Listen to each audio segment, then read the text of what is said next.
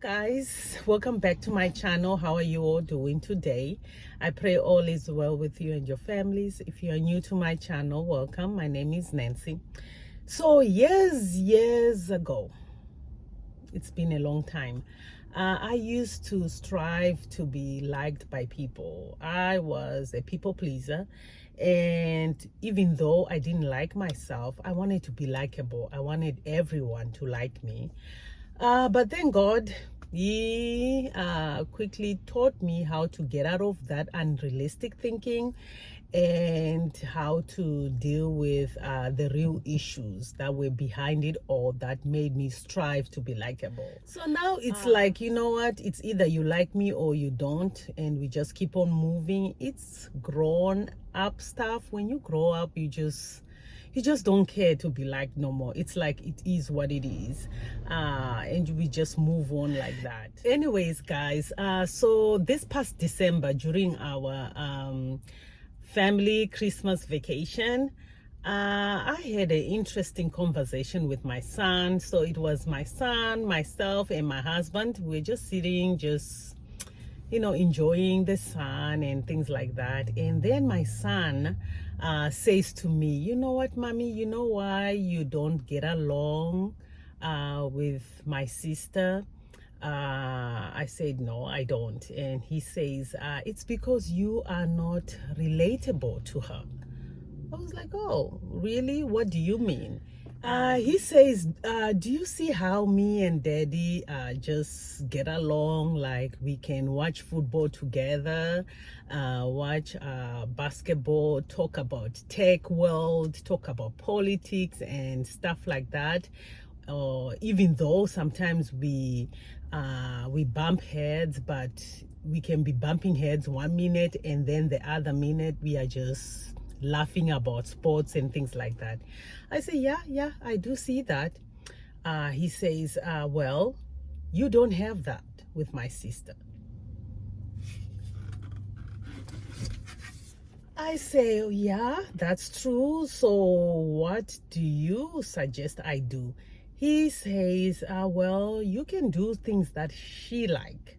I say, "But I try to go and get our nails done and do like little bit shopping here and there. I do try and do those things with her."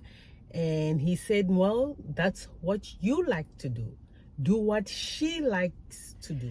So he tells me, "Well, shopping and nails are not the thing that you guys should be doing together because we are so alike, and shopping and nails becomes an escape for both of us not to address the issue at hand." He says, "You need to loosen up a bit."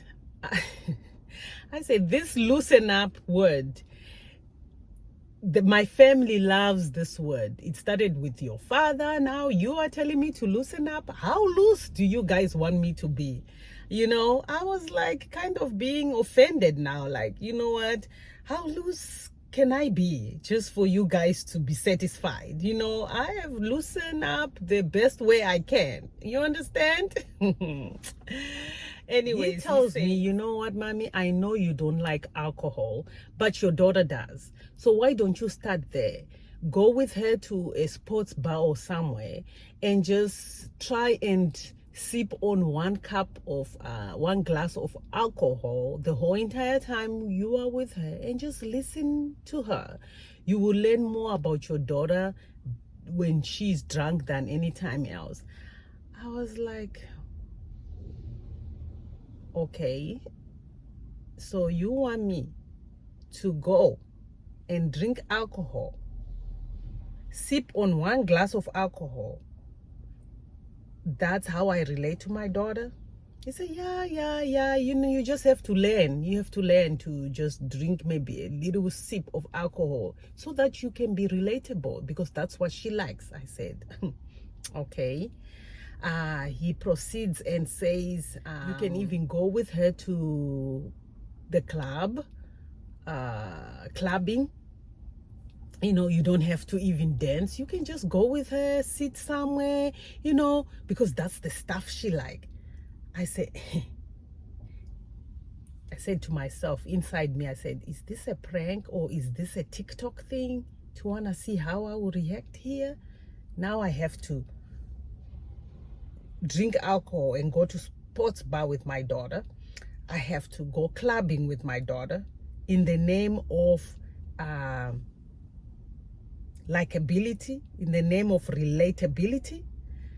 So I asked him, I said, okay, so the next is what? Hookah bar, hookah lounge, go with her and do some hookering, whatever they call it. He said, yeah, sure, why not? Because she loves that too. I say, hey, interesting. So I look at my husband thinking he's gonna come to my defense to this nonsense stuff, but he looks at me and say, you know what, that is an interesting thing. I think you might want to try. You just don't have to drink anything. You can just go and be sitting there and chat, like sports bar. It's not about drinking only. You can just go and just order you a Coke or something and just let her drink and you just chat with her. And then I said, okay, and the hookah lounge, so I need to ask for water and be smoking water so we can get along. I said, no, you don't have to do that. You can just sit there and let them do whatever they do. I said, okay. And the clubbing, I just go and observe, and what will I be doing? You know, you figure it out. I say, hey.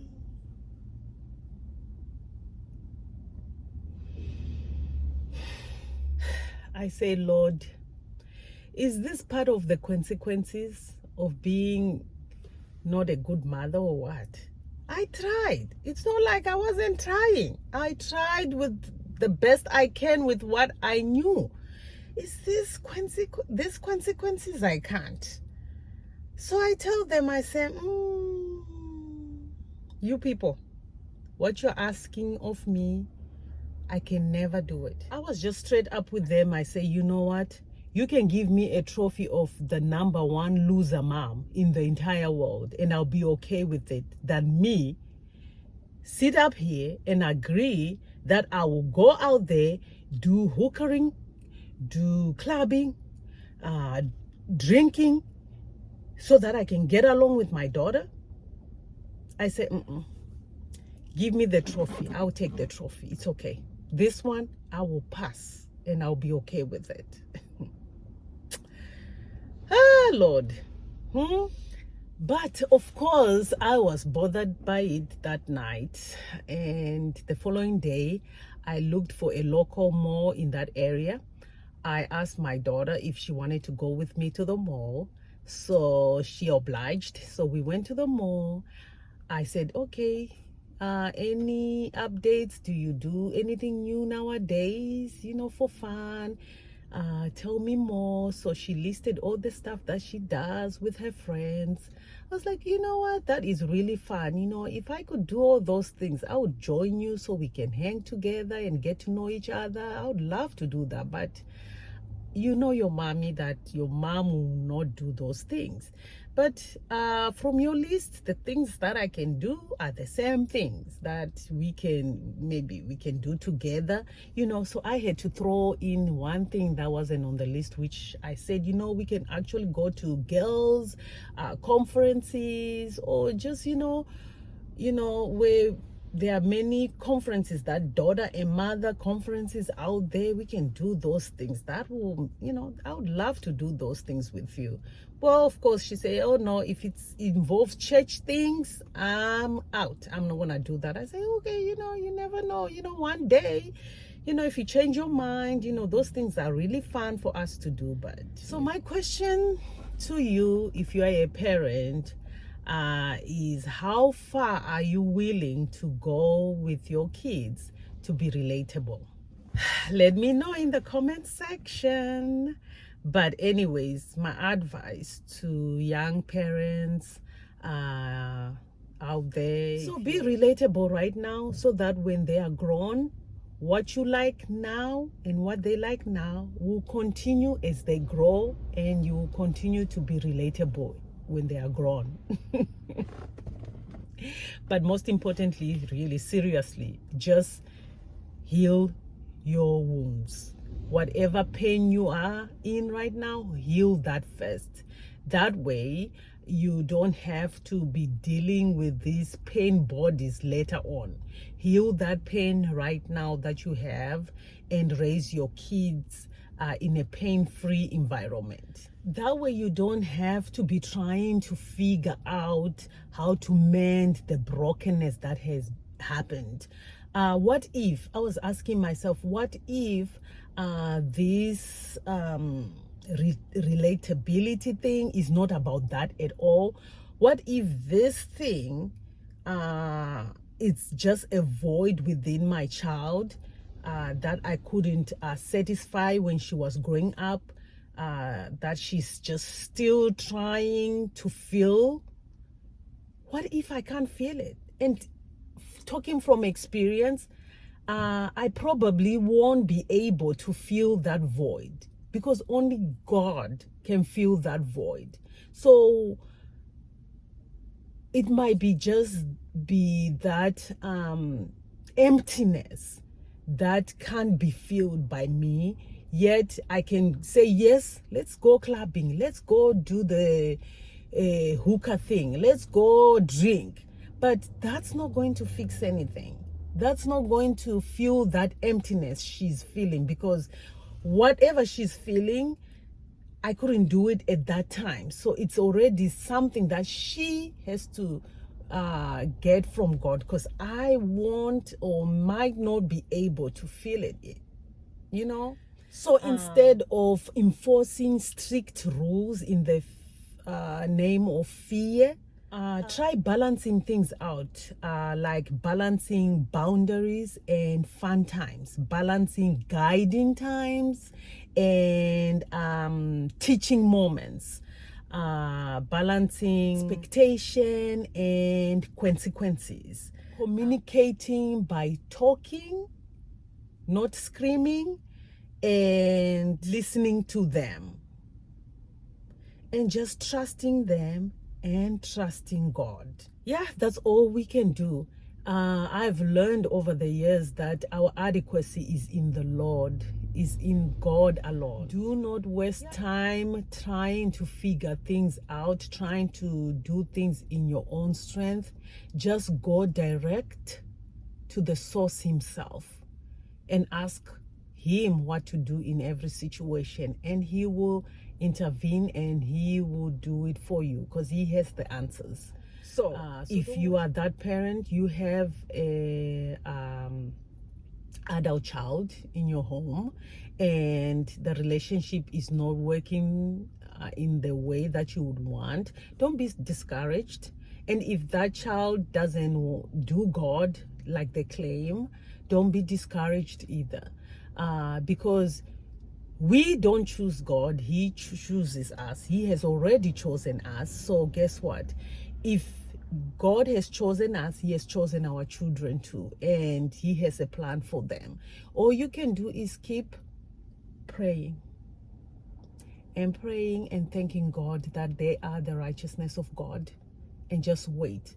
Like even till today, now that my daughter is back in the house, every Sunday I ask, do you want to go to church? And of course the answer is gonna be no, I don't do church. But guess what? I don't get discouraged. I just keep on asking, because who knows, one day she might say, yes, I want to go, because I am just speaking it into existence and waiting on my yes to come. That one day that child is just going to say, you know what, mommy, let's go to church.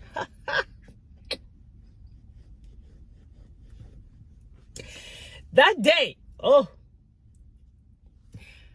praise God.